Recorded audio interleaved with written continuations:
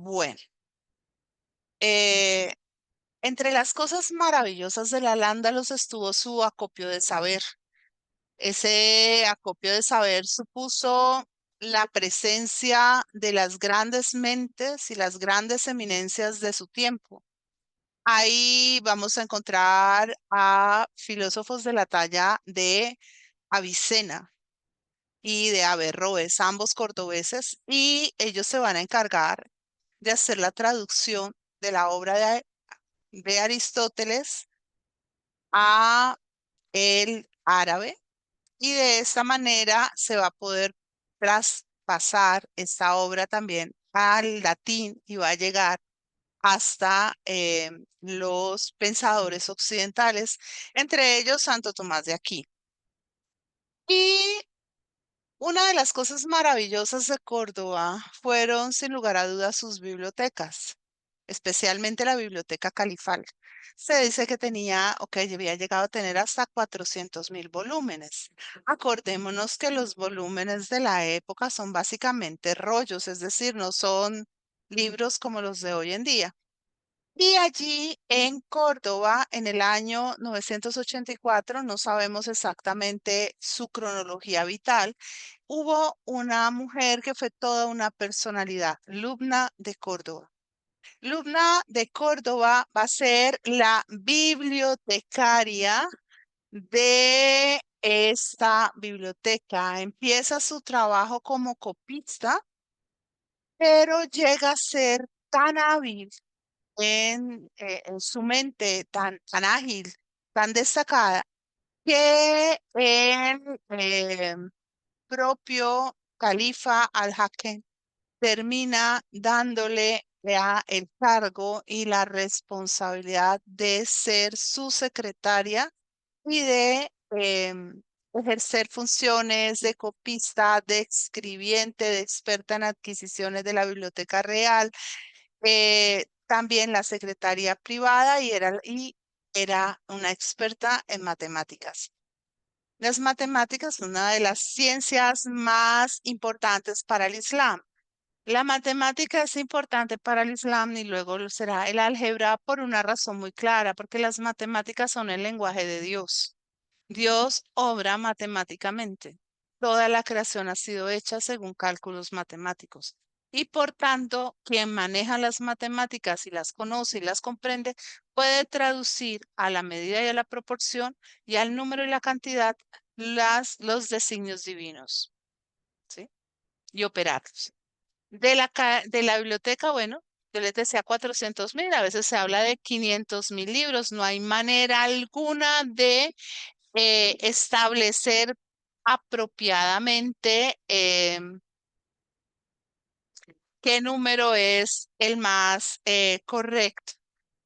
Pero lo que sí se sabe es que ella tuvo mucho que ver con la creación de la biblioteca de Medina al-Sahara y que ella importó libros desde el Cairo y desde Bagdad y Damasco para traerlos a esta biblioteca, creando entonces una mayor fortaleza en ese puente Oriente-Occidente.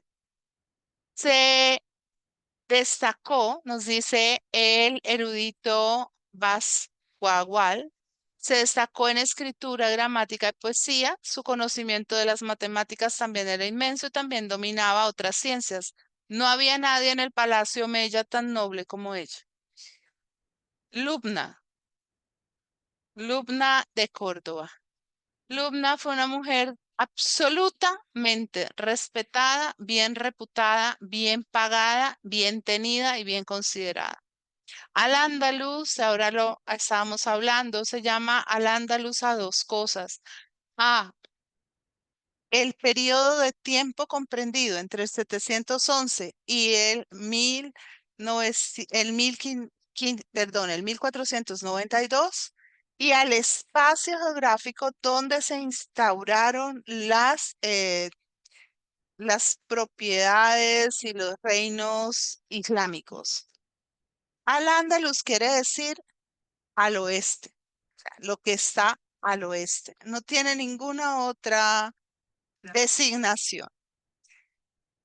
Al-Ándalus es trascendente en la historia, fundamentalmente porque es un periodo de tiempo que se constituye en un ejemplo de tolerancia, coexistencia pacífica, desarrollo y progreso de las letras, de las artes, de la economía, en medio de tres grandes culturas o civilizaciones que convergen y que son capaces de ordenarse entre sí y aprender las unas de las otras. Es muy distinto. Ustedes me podrían decir, bueno, pasó lo mismo en el Imperio Turco. No pasó lo mismo, porque como Al-Ándalus fue un espacio más condensado y se dieron unas condiciones geográficas muy singulares. Yo les estaba hablando ahorita de la lejanía de la Meca, del aislamiento de estos pueblos que se quedaron como recogidos, porque la relación de los cristianos con otros cristianos existía, pero era muy difícil. Y la relación, bueno, de los judíos con otros judíos, ni se diga, y de los mismos islámicos con otros islámicos. Había mucho celo.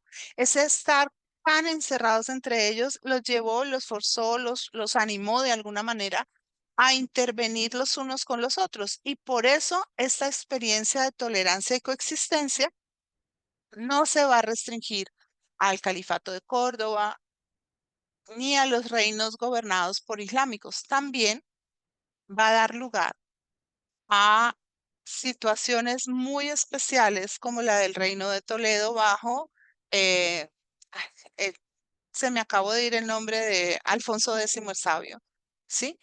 Que va a traer a su corte a grandes expertos islámicos y judíos y va a buscar proponer un entorno también de tolerancia. Entonces, la riqueza, muchas de las cosas más bellas que ustedes ven en el Al-Ándalus fueron creadas por reyes cristianos siguiendo las pautas de desarrollo de los esquemas islámicos.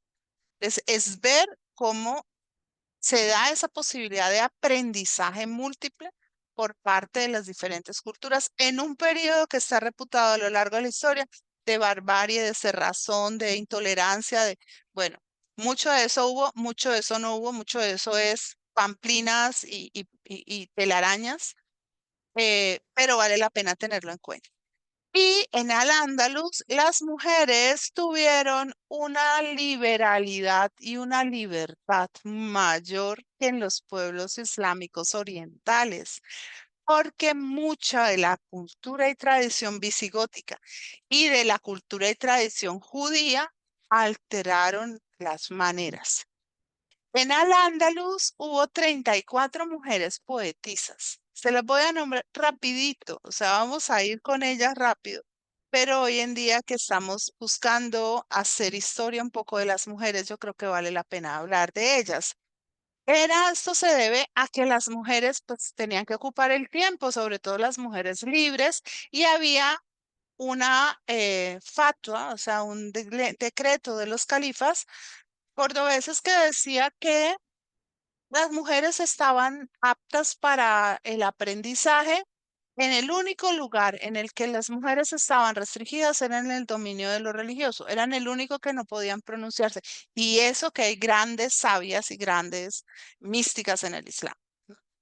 Pero aquí estas mujeres podían aprender y ellas se hacían fue transmitir sus saberes y sus conocimientos a mujeres mucho más humildes que podían entrar en contacto con ellas. Por eso ahora vamos a ver el video, pues el video es una belleza, es un paseo por Córdoba, para ver también cómo los patios andalusíes fueron espacios de gran cultura, porque fueron lugares donde las mujeres se reunieron entre ellas a enseñarse las unas a las otras. Y muchas mujeres les enseñaban a sus esclavas. Y ya vimos, por ejemplo, el caso de Sub, cómo Sub, a partir de su cultura, pudo eh, enamorar a Al-Hakim.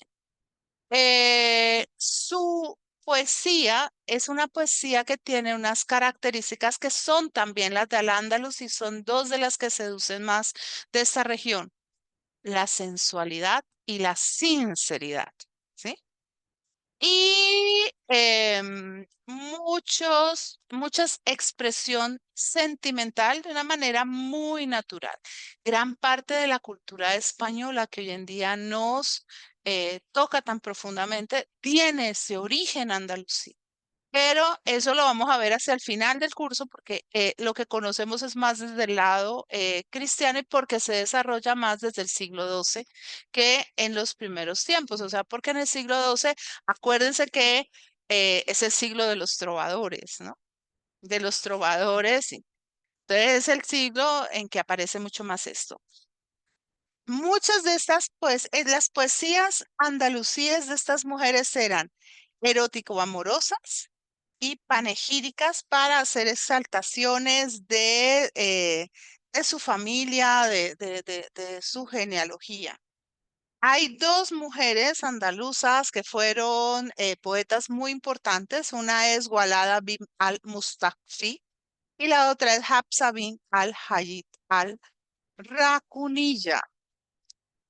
No, a mí no me interesa. La Walada tiene una característica muy especial y es que ella fue hija del califa Omeya, Muhammad III. ¿Sí? Y era una mujer a todo dar y a todo mandar. Era una mujer que organizaba tertulias, se saltaba las normas de su tiempo.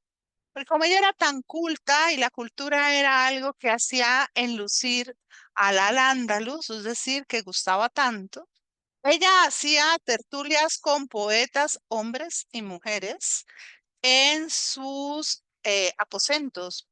No se casó jamás, pero hace 9 poemas dedicados a un poeta de su tiempo. Dicen que nunca se cubrió, nunca se veló y vivió como Dios quiso, ¿sí?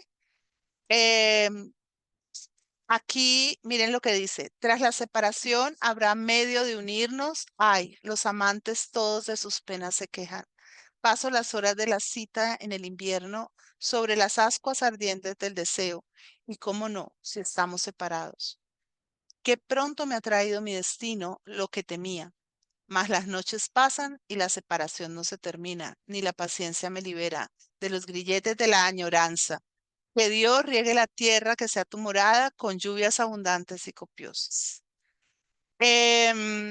Resulta que no todas las poetas estaban tan contentas con Walada, algunas se sentían muy, digamos, muy picadas, y entre ellas la otra gran poeta, que es Munya bin al-Tawayani al-Kurtubiyya.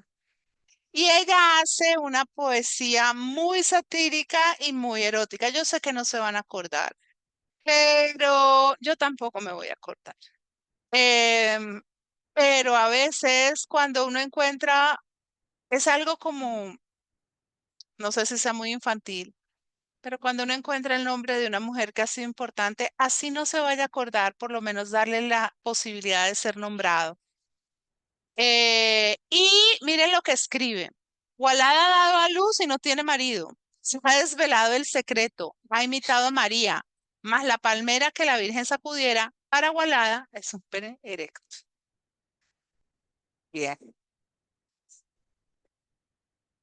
No, pero no alborotó nada porque la otra era la hija del califa y era una hija